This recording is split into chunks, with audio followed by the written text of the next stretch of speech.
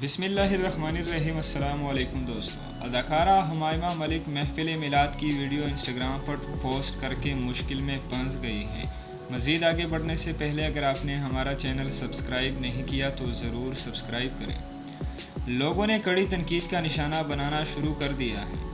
एक वेबसाइट के मुताबिक चंद सेकंड की इस वीडियो में हुमायमा खान और चंद दीगर ख़वातीन नज़र आ रही होती हैं, जबकि एक खातून नात ख्वां नात पढ़ रही होती हैं।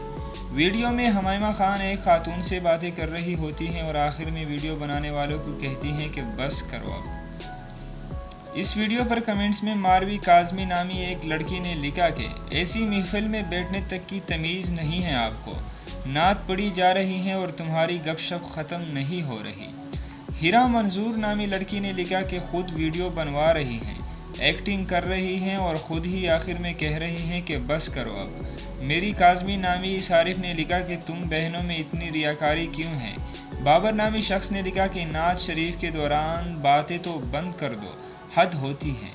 लोगों ने इस पर तबसरे किए हैं कि हुमायमा अपने आप की शो ऑफ कर रही हैं मिलाद के नाम पर और ख़ुद वीडियो बनाकर पोस्ट कर रही हैं और वीडियो में गप्पे मार रही हैं और आखिर में वीडियो बनाने वालों को कहती हैं कि बस यही वीडियो काफ़ी है।